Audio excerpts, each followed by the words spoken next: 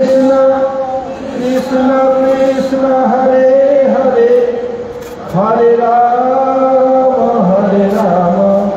राम राम हरे हरे। আপনারা প্রত্যেক মহারাজের শ্রীমুখ থেকেই গুরুর মহিমা শ্রবণ করলেন। জগতে তিনটা জিনিস দুর্লভ। কি বলছেন? দুর্লভ মানুষ জন্ম, দেহিনাম ছন ভঙ্গুর, তত্রাপি দুর্লভম মন্যে বৈকুণ্ঠ প্রিয় দর্শনম। জগতে যত প্রকার জনি আছে, সবচেয়ে দুর্লভ জনি কি? দুর্লভ মানুষ জন্ম। সবচেয়ে দুর্লভ কি? মানুষ জন্ম। কেন? কেবলমাত্র মনুষ্যের জন্মের দ্বারাই ভগবানের ভজন করা যায়, অন্য কোন জন্মের দ্বারা নয়। ভাগবতে বলেছেন এমনকি দেবতাগণ তারা কি করেন? মনুষ্য জন্ম লাভ করার জন্য প্রার্থনা করেন। কেন? স্বর্গে কি? ইট ড্রিঙ্ক অ্যান্ড বি ম্যারি, খাও পিও মজ করো। আবার কি? ছিনে পুণ্যে মর্তলোকং বিশন্তি। যখন মনুষ্য পাপ করে, ওই পাপের ফলে যেতে হয় নরক, পুণ্য করলে যায় স্বর্গে। স্বর্গের কাজ কি? যে পুণ্যের ফল আমরা গিয়েছি, এই পুণ্যের ফল ধীরে ধীরে কাটতে থাকে। যেমন যদি কেউ ব্যাংকে টাকা রাখে, প্রতিদিন তুলতে তুলতে একদিন ব্যালেন্স জিরো হয়ে যাবে। তদ্রূপ স্বর্গে থাকলে যে পুণ্য ফলে গিয়েছেন, ধীরে ধীরে পুণ্যের ফল কাটতে কাটতে একদিন জিরো হয়ে যাবে। গেলেন স্বর্গে, মনে করলেন আমি হিরো হয়ে গেছি, আর যখন পুণ্য ক্ষয় হবে তখন জিরো এই জগতে আসতে হবে। যখন কেউ মনুষ্য স্বর্গে যায়, দেবতা তাকে ওয়েলকাম করে। পুণ্য শেষ হয়ে গেলে 1 সেকেন্ড থাকতে ধাক্কা মেরে ফেলে দিবে। দেখবে না কি মাথার উপরে দিয়ে পড়বেন, কি পায়ে হাত পা ভাঙবে, কি মাথা ফাটবে, দেখবে না। আর নরকে কি হয়? পাপের ফলকে কাটে। পাপের ফল কাটতে হয়, পাপের ফল শেষ হয়ে যাবে, তখন এই জগতে আসবেন। ছিনে পুণ্যে মর্তলোকং বিশন্তি।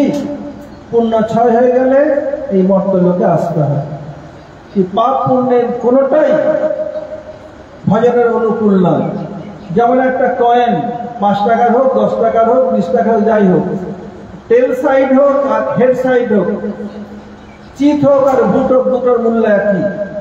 তদ্রূপ ভজন ক্ষেত্রে পাপ এবং পুণ্যের সমমূল্য। তাহলে কি হলো? দুর্লভ মানুষ জন্ম। সবচেয়ে জন্ম দুর্লভ কি? মনুষ্য জন্ম। কেবল মনুষ্য জন্মের দ্বারাই ভজন করা হয়, অন্য কোনো দ্বারা না। তারপর কি? দুর্লভ মানুষ, তত্রাপি দুর্লভং মন্যে। উচ্চ করে দুর্লভ আছে? বলছে আছে কি? বৈকুণ্ঠ প্রিয় দর্শনম। যারা শুদ্ধ রূপে বিচারবান হয়ে ভগবানের ভজন করেন, তারাকে বৈকুণ্ঠের প্রিয়জন বলা হয়। ওই তাদের দর্শন আরো দুর্লভ। এখানে আমাদের বহু সৌভাগ্য, আমাদের ভারতবর্ষের জন্ম হয়েছে। সাধু সন্তের দর্শন, ওনাতে হরিকথা শোনার সুযোগ হয়। ভারতের বাইরে যান, কোথাও দেখতে পাবেন না।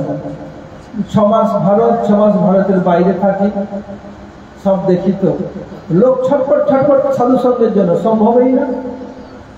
আমাদের এখানে সহজেই হয়ে যায়। তাহলে বৈকুণ্ঠ দুর্লভ, বৈকুণ্ঠপ্রিয় দর্শনম, সাধু বৈষ্ণবগণের দর্শন আরো দুর্লভ। আর আছে কি? কি বলছেন? গুরব বহবা সন্তি শিষ্য বিত্তপহারক, দুর্লভ সদ্গুরুর দেবী শিষ্য সন্তাপহারক। পার্বতী দেবী জিজ্ঞেস করছেন শিব ঠাকুরকে। শিব ঠাকুরের পতি এবং গুরু দুই। ওখানে শিব ঠাকুর সব তন্ত্রে বলেন। তন্ত্র কাকে বলা হয়? বলছেন শিব বক্তা হবেন। শিব বক্তা, পার্বতী শ্রোতা, বাসুদেব অনুমোদিত, তখন হবে তন্ত্র। শিব বক্তা হবেন, পার্বতী শ্রোতা হবেন, আর যদি কৃষ্ণের অনুমোদন থাকে তখন তাকে তন্ত্রশাস্ত্রে বলা হয়। যেখানে বলছেন শিব ঠাকুরকে জিজ্ঞেস করছেন পার্বতী দেবী, এই যে আপনি গুরু শিষ্যের কথা বললেন, এই সঙ্গে বিশদ বর্ণন করে দিন, সকলেই কি ভালো সদ্গুরু? বলছেন না, বলছেন কলিযুগে এমন গুরু হবে, গুরব বহব সন্তি শিষ্য বিদ্যা পাহাড়ক। তারা কি করবে? শিষ্যকে হরিকথা শুনতে কোনো বৈষ্ণবকে যেতে দিবে না, শিষ্যকে নিজের সম্পদ মনে করে। ওই গুরু কি গুরু নয়? গুরু থেকে হস্ত ছেড়ে উঠে নিয়ে কি হবে? গরু। আর কি শিষ্যের হস্ত তুলে দিয়ে কি হবে? শস্য। গরু কি খায়? শস্য খায়। যেমন এই যে খাচ্ছে, ঘাস খাচ্ছে, গরু শস্য খায়। তদ্রূপ যারা শিষ্যকে নিজের সম্পত্তি মনে করে তারা সদ্গুরু নয়। গুরুদেব যদি আদেশ করেন যাও বৈষ্ণবের শ্রবণ করো, তাহলে উনি সদ্গুরু। যদি কোনো বৈষ্ণবের কাছে যেতে নিষেধ করেন তাহলে সদ্গুরু নয়। আবার দেখতে হবে, যদি উনি বৈষ্ণব কিন্তু তোমার গুরুদেবের বিরোধিতা করে, যথা হয় গুরু নিন্দা তথা না যাইবে, গুরু নিন্দুকের মুখ কভু না হেরিবে। যদি কেউ খুব উত্তম বৈষ্ণব হয় কি তোমার নিজের গুরুদেবের নিন্দা করছে, ওর মুখ কোনোদিন দেখবে না, তার ওখানে যাবেও না, ওতে অপরাধ হবে না, গুরুনিষ্ঠা বাড়বে। আর গুরুনিষ্ঠা ইজ ব্যাকবোন অফ কৃষ্ণ ভজন। গুরুনিষ্ঠা কি? ভজনের মেরুদণ্ড। যদি আমাদের মেরুদণ্ড না থাকে আমরা বসতে পারবো না, ওই কেচের মতো এইভাবে যেতে হবে। ওই জন্য এখানে বলা গুরুনিষ্ঠার কথা বলা হচ্ছে। বলছেন আবার গুরুদেব নারায়ণ গোস্বামী বলেছেন, যারা নিজের শিষ্যকে নিজের সম্পদ মনে করেন তারা গরু নয়, অস্ট্রেলিয়ান ক্যাঙ্গারু। ক্যাঙ্গারু কি করে? একটা পেটে থলি থাকে, বাচ্চাগুলো ওখানে থাকে। আমরা যাই সব দেখি, তো আমরা ফটোয় দেখবেন, টেলিভিশনে আমরা সাক্ষাৎ দেখেছি। ওগুলো ক্যাঙ্গারু, ওগুলো সদ্গুরু নয়। বলছেন গুরব বহব সন্তি, অনেক গুরু আছে কি করে? শিষ্যের বিত্তকে হরণ করে। এই এটা তুই দে, না হলে চলবে না, আমি গুরু, আমার আদেশ সামান্য করে তুই নরকে যাবি, এরকম ভয় দেখিয়ে দেয়। ওইসব গুরুকে টাটা বাই বাই, আর যেন দেখা না পাই, এরকম করে দিতে হবে। আর দুর্লভ সদ্গুরুর দেবী শিষ্য সন্তাপহারক। বলছেন সদ্গুরু দুর্লভ। আগে দেখালেন মনুষ্য জন্ম দুর্লভ, বৈকুণ্ঠের প্রিয়জন বৈষ্ণবগণ দুর্লভ, এখানে দেখাচ্ছেন শিব ঠাকুর সদ্গুরু দুর্লভ। তিনটি জিনিস জগতে দুর্লভ। ওই সদ্গুরু কি করেন? শীর্ষের সন্তাপকে হরণ করেন। সন্তাপ মানে কি? সম্যক তাপ সন্তাপ। সম্যক তাপ কি? আদি দৈবিক, আদি ভৌতিক এবং আধ্যাত্মিক। আদি দৈবিক কি? দেবতাগণের দ্বারা দেওয়া হওয়া কষ্ট। যখন হঠাৎ কি হলো, বন্যা এসে গেল, যাকে হরকাবান বলেন আপনারা, প্রতি আসামে হয়। ব্রহ্মপুত্র যখন লবলব ভরে যায়, রেলওয়ে স্টেশনে ধুয়ে নিয়ে রেল পর্যন্ত নিয়ে চলে যায় জলে বইয়ে। এই গত বর্ষায় হয়েছে। অথবা ভূকম্প হলো, সুনামি, টাইটাল ওয়েভ, সমুদ্রে বিরাট ঢেউ এসে গেল, তখন কি হয়? ওগুলো আদি দৈবিক।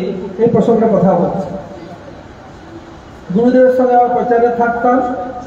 আমরা আমেরিকার হাওয়াইয়ে আছি, ওখানে রাত্রেবেলায় পুলিশ এসে আমাদের দরজা নাড়ছে। আমাদের সঙ্গে যে বিদেশি গুরুভাই থাকতো, নাম ব্রজনা, ওখানে দুটো ঘর ছিল, একটা সমুদ্রের তীরে একদম ঠিক 20-25 ফুট নিচে সমুদ্র, আর একটা অন্য ঘর পাশাপাশি। তো বলছে এখনই রাত্রে সুনামি ওয়েভ, সুনামি 40-45 ফুট এত বড় বড় ঢেউ হয়। বলে ঘর ছেড়ে চলে যান, কোনো উচ্চ স্থানে হোটেলে চলে যান। তখন ব্রজনাথ আমাকে এসে জানিয়েছি। বলে কি? বলে একটু বাইরে আসুন। গেলাম। গুরুদেব ছিলেন কার্ডিও পেশেন্ট, হার্টের রোগী, ওনাকে যে কোনো জায়গায় যাবে না, তারা হার্ট অ্যাটাক করতে পারে। বলে এই বলছে, বলে পুলিশকে বলে দাও, we shall stay here our own risk, আমরা আমাদের নিজের দায়িত্বে থাকবো। বললে আর কিছু বলবে না, ওরা আমেরিকার নিয়ম বলে দিল। বলে দেবে, পুলিশ চলে যাবে। বলে we are responsible for our own danger, আমাদের বিপদের জন্য আমরা নিজেরাই যাই। পুলিশ চলে গেল ফেরত। রাত্রে সুনামি ওয়েভ, মানে পাহাড় এসে ভেঙে পড়ছে, বিরাট বিরাট 40 ফুট ঢেউ।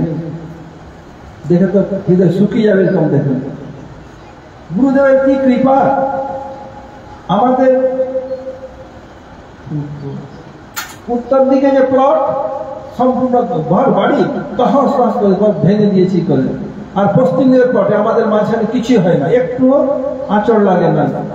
তো দেখলেন গুরুদেবের মহিমা দেখলেন তো।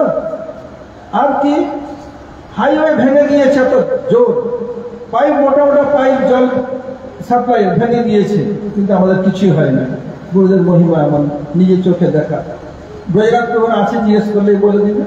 দেখুন বলছে দুর্লভ সদ্গুরু দেবী শিষ্য সন্তাপহারত, এইরকম কি করেন সদ্গুরু শিষ্যের সন্তাপ হরণ করে দেয়। আদি দৈবিক দেবতার দ্বারা দেওয়া হওয়া কষ্ট, আদি ভৌতিক অন্যান্য প্রাণীর দ্বারা দেওয়া হওয়া কষ্ট। যাচ্ছেন একটা সাপ আপনাকে দংশন করলো, অর্থাৎ বিছা আপনাকে দংশন করলো, অথবা যাচ্ছেন একটা ষাঁড় আপনার মাথার সিঁড়ে তুলে ফেলে দিল। এইসব অন্যান্য প্রাণীর দেওয়া কষ্টকে বলা হয় আদি ভৌতিক। অথবা যাচ্ছেন কেউ বসিয়ে চড় মেরে দিল, এটা হলো আদি ভৌতিক। আর আধ্যাত্মিক কি? মনের দ্বারা যে কষ্ট। যখন আমি স্কুলে পড়তাম তখন একজন ফিলোসফার জন স্টুয়ার্ট মিল ও বলেছিল যে মনুষ্য মাত্রেই জন্মের পর থেকে মরার আগের দিন পর্যন্ত একবার না একবার মরার জন্য চিন্তা, মরে না কিন্তু চিন্তা করে আমি বললে ভালো হবে, সংসারে শান্তি হবে। তখন আমি 10,000 লোকের উপরে সার্ভে করি, বললেন একবার না অনেকবার এরকম মনে হয়েছে আমি মরে গেলে বা মরে যাই তো খুব ভালো হবে। কখনো চাকরি করছেন, বসের সঙ্গে লড়াই হলো, প্রতিপক্ষের ডোমেস্টিক প্রবলেম লড়াই হলো, বন্ধু বন্ধু ভাই ভাই ভাই বোন, আমরা নিজের ছাতিয়ে হাত দিয়ে দেখুন এরকম আপনাদের মনে হয়েছে কি হয় নাই? কার হয় নাই হাত তুলুন তো, মনে হয় নাই যে মরে গেলে ভালো হতো? সকলেরই হয়েছে। দেখুন একে বলে আধ্যাত্মিক তাপ। এই তাপকে সন্তাপকে যিনি দূর করেন তিনি হলেন সদ্গুরু। দুর্লভ সদ্গুরু দেবী শিষ্য সন্তাপহারক। যারা এখনো পর্যন্ত সদ্গুরু চরণাশ্রয় করেন নাই, সময় নষ্ট করবেন না। Time and tide and death wait for none. সময় সমুদ্রের ঢেউ আর মৃত্যু কারোর জন্য প্রতীক্ষা করে না। বলছেন গুরুকে ত্যাগ করতে নাই, ঠিক কথা, কিন্তু গুরুরপি অবলিপ্তস্য কার্য কার্যমজানত উৎপত প্রতিপন্নস্য পরিত্যাগ বিধীয়তে। জীব গোস্বামী বলছেন সন্দর্ভতে, গুরুরপি অবলিপ্তস্য, গুরু যদি কোনো কুপদগামী হয়, সন্ন্যাসী স্ত্রী গমন করে, অন্যান্যের নিন্দা করে সবসময়, আর যে সমস্ত বৈষ্ণবের ক্রিয়া না করে অবৈষ্ণবের ক্রিয়া করে। যেমন উড়িষ্যাতে একজন নাম ছিল পার্থ সারথী নাকি ছিল, সে বিরাট গুরু হয়েছিল। যখন যাবেন জগন্নাথ হাজার হাজার লোক দর্শন করছেন, ব্যাস। তারপর হোটেলে ধরা পড়লো, মাংস মদ খাচ্ছে আর যুবতী নারীকে নিয়ে হোটেল ধরা পড়লো, ব্যাস। এখনো কি জেলের ভিতরে। তারপর আপনাদের দেখুন জয় গুরুদেব, দেখুন আরো রাম রহিম কি কি আছে কত রকম। ও তো গুরুই নয়, গুরুর তো ডেফিনেশন শাস্ত্রে দেওয়া আছে। তস্মাৎ গুরুর প্রপদ্যেত জিজ্ঞাসু উত্তমম সাধ্যে পারে চ নিষ্ণাতম ব্রহ্মানুপসম স্বয়ং। বলছেন কি তস্মাৎ, তস্মাৎ মানে কি এই জন্য, কি জন্য? ত্রয়াবিঘাতা জিজ্ঞাসা। যখন আমরা ত্রিতাপের দ্বারা দগ্ধীভূত হই তখন জিজ্ঞাসা আসে আমরা কিভাবে এর থেকে রক্ষা পেতে পারি। তখন গুরুর কাছে যাই। উনি কি? যিনি সর্বশাস্ত্রে পারঙ্গত হবেন, শিষ্য বা অনুযায়ী বা ভক্তের কোনো সংশয় হলে শাস্ত্রের থেকে উদাহরণ দিয়ে সঙ্গে সঙ্গে সংশয়কে নিরাকরণ করবেন, দূর করবেন। বলবেন আচ্ছা তোমার ইমেল দিয়ে দাও, এক সপ্তাহের উত্তর দেব। কি করবে? বেটা তো গুরু সেবা করে না, কি করে? গুরুদেবের না গুগল দেবের সেবা করে। গুগল দেবের দিয়ে অনলাইন যাবে, গিয়ে যা থাকবে ওটা তোমাকে পেস্ট করে পাঠিয়ে দেবে। যে ভূত প্রেত কি আছে কিছু দেখবে না, জানি না দেখবে কি, ও সদ্গুরু না। যখনই শিষ্য বা অনুযায়ী ভক্তের ডাউট, সঙ্গে সঙ্গে রুল আউট। আবার কি? আর সংসার থেকে বিরাট, সংসারের লোক যা আসক্ত থাকবে তার আসক্ত থাকবে না। আর তৃতীয় কি? ভগবত অনুভূতি সম্পন্ন। এটা বোঝা ভীষণ মুশকিল। যদি তিনি নিজে জানিয়ে না দেন, কেউ জানতেই পারবে না। এই তিনটি যার গুণ আছে তিনি হলেন সদ্গুরু। ওনাকে ত্যাগ করতে নাই। কিন্তু গুরুর অবলিপ্ত কার্য কার্য মজা আনত, ওই গুণকে ত্যাগ করলে কোনো দোষ হবে না, বলি গুণেই গুণ হবে। কাকে কাকে ত্যাগ করতে নাই আর কে কে কোন সিকুয়েন্সে ত্যাগ করেছেন বলে দিচ্ছি। বলছেন জিনকে প্রিয় রাম বৈ দেহি তজেও কোটি বৈরি সমজত পরমশ নেহি তজেও পিতা প্রহ্লাদ বিভীষণ বন্ধু ভরত মহাতারি বলি গুরু তজেও কণ্ঠ ব্রজে বলিদান ভয়ো জগমঙ্গলকারী। বলছেন যার সীতা এবং রাম প্রিয় নয়, অত্যন্ত আমার প্রিয় পাত্র হলেও তাকে কোটি কোটি শত্রু সমান ত্যাগ করতে হয়। যেমন কারো যদি গ্যাংগ্রিন হয়ে যায়, কারণ ধীরে বাড়তে থাকবে, ডাক্তার বললো ওই হাতটা কাটলে পুরো শরীর চলে যাবে, কি করে হাতটা কেটে দিতে হয়, না হলে পুরো শরীরটা নষ্ট হয়ে যাবে।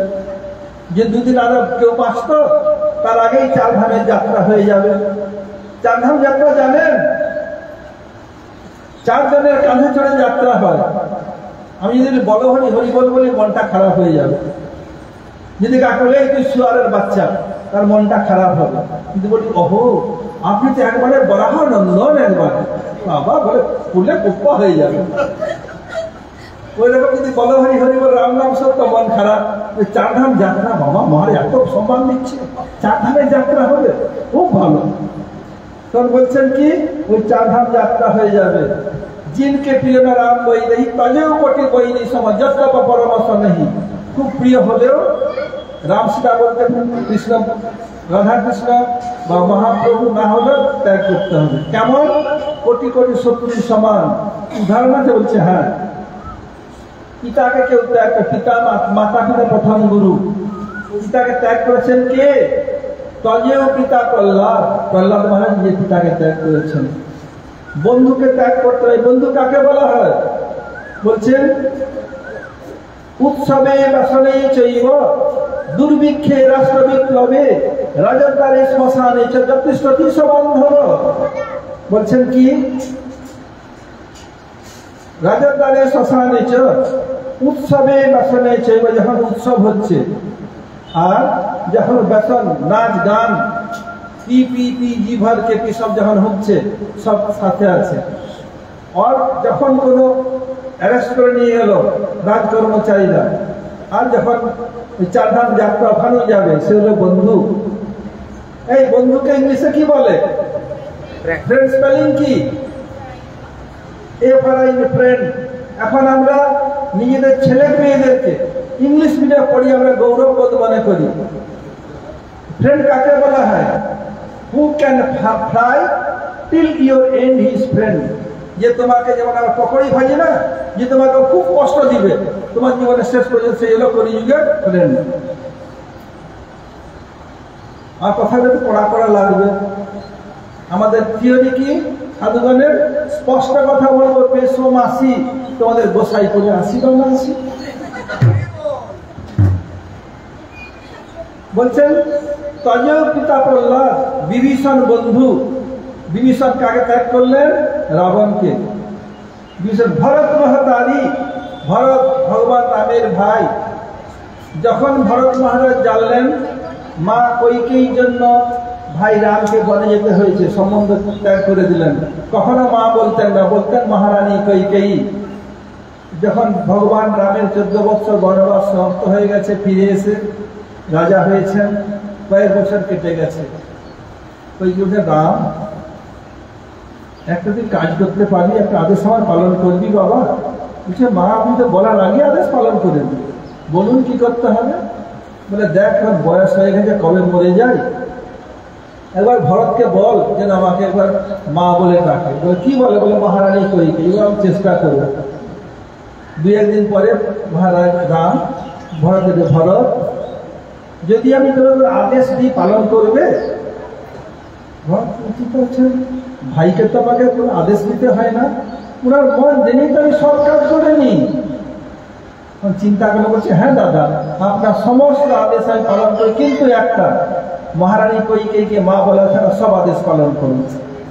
তখন আমার চোখে জল পড়তে লাগলো, মাকে ত্যাগ করতে নাই। বলছেন পিতা এবং মাতা, পিতা সর্ব পিতা ধর্ম পিতা হি পরমন্তপ পিতরি প্রতিমাপন্নে প্রিয়ন্তে সর্বদেবতা। পিতাকে ত্যাগ করা যায় না। পিতার ঋণ শোধ কিভাবে?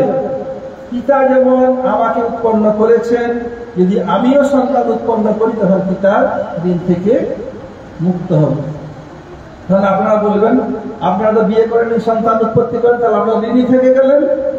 বলছেন কি যে ভগবানের ভজন করেন, কিন্তু কোন 9 প্রকার ঋণ আছে আমাদের জীবনে সকলের, ওই সমস্ত ঋণ থেকে ঋণ হয়ে যায়, ঋণ মুক্ত হয়ে যায়। বল কি? নিজের মাতা পিতা সকলে আরো কল্যাণ হয়।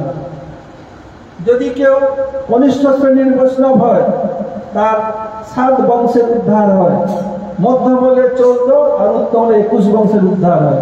এই জন্য আমরা বিয়ে করে সন্তান উৎপত্তি করি বা না করি আমাদের চিন্তা নাই, আমাদের মা বাবা 14 বছর কারো চিন্তা নাই। আবার কি বলছেন মহারাজ মহারানী কৈকেয়ীকে মা বলা ছাড়া কখন মাকে ত্যাগ করেছেন। আর মায়ের ক্ষেত্রে কি বলছেন? পিতাকে স্বর্গ বলা হচ্ছে, মাতাকে জননী জন্মভূমিষ্ঠ স্বর্গাদপি গরীয়সী। বললেন কি? মা পিতা হলেন স্বর্গ, জননী এবং জন্মভূমি স্বর্গের চেয়েও বড়। ওই মায়ের ঋণ থেকে শোধ করতে হলে 100 বার জন্ম নিতে হবে। মানে 100 বার জন্ম নিব, মানে আবার 100টা মা হবে। এক মায়ের ঋণ শোধ করতে 100টা মায়ের থেকে জন্ম নিতে, মায়ের ঋণ শোধ করে, কিন্তু ভগবানের ভজন করলে শোধ হয়। ওই ভরত ওই মাকে ত্যাগ করলেন। ভরত মহাতারি গুরু বলি গুরু তাই বলি ভাই কি করলেন? বামন দেব দান চাইতে এসেছিলেন, বলি নিষেধ করলেন। এই জন্য কি করলেন? বলিকে ত্যাগ করলেন। ত্যাগ না, যখন বললেন আচমন করতে হবে, আচমন করতে হলে কি হয়? ওই যে ভৃঙ্গার হয়, যাকে গাড়ু ডাকি বলেন আপনারা, ওই ছোট পাওয়া যায় কমন্ডলু, একে বলে ভৃঙ্গার, সংস্কৃতে ছোট। জল আসছে না, ওই শুক্রাচার্য কি করেছে? বলে সংকল্প হবে না, আচমনে দান দিতে পারবে না। বলছি সব তো বিষ্ণু সব নিয়ে নিবে।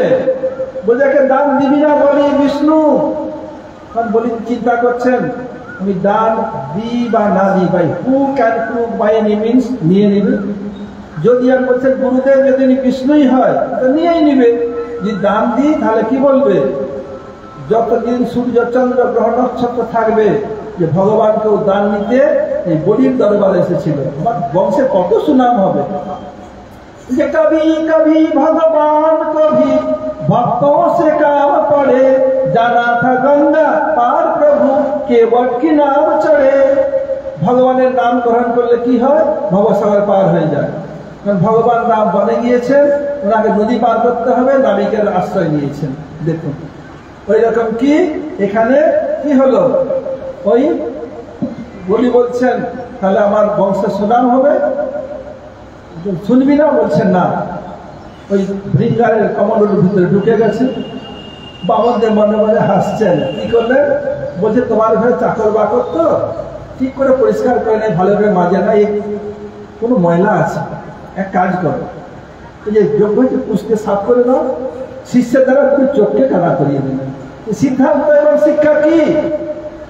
যদি কেউ ভজন করতে চাচ্ছে, পতি চায় পত্নী বাধা দেয়, তুমি যদি ভজন করো এই মাছ টাছ না খাও আমি মরে যাবো, মর বেটে তুই যাবে। আর পত্নী ভজন করতে গেছে, পতি বাধা দিচ্ছে, বলে তুমি যদি করো তাহলে ডাইভোর্স করে ডাইভোর্স যা। এই শিক্ষা কি? যারা দেখবেন অনেক বড় বড় আই স্পেশালিস্ট আছে, তার ছেলে জন্ম থেকে অন্ধ কিছু করতে পারে না, কেন? কখনো ভজনে বাধা দিয়েছে। এই জন্য কাউকে ভজনে বাধা দিবেন না। যে ত্যাগ করা যায় না, বলি ত্যাগ করলেন। আর কি? পতিকে ত্যাগ করা যায় না, কেন? বলছে সতী নারী পতি তলে সবসয়ে অকাতরে। সতীর দেবতা পতি জীবনের সার, পুজিতে এসেছি ভাবে চরণ তোমার। কিন্তু ওই পতি যদি ভক্ত না হয়, ওই পতিকে ত্যাগ করতে হয়। বলবে কি করছেন? ব্রজের গোপীগণ পঞ্চব্রজ বনিতান, ব্রজের বনিতাগণ গোপীগণ কি করলেন? কৃষ্ণের সেবায় বাধা দেওয়ার জন্য ত্যাগ করে দিলেন। ওদের মঙ্গলেই মঙ্গল হয়েছে। আজ এই পর্যন্ত থাক। আর এখন আরতি এবং প্রসাদ সকলের জন্য। হরে কৃষ্ণ। বাঞ্ছা কল্পতরু ভস্য কৃপা সিন্ধু ভয়েন চ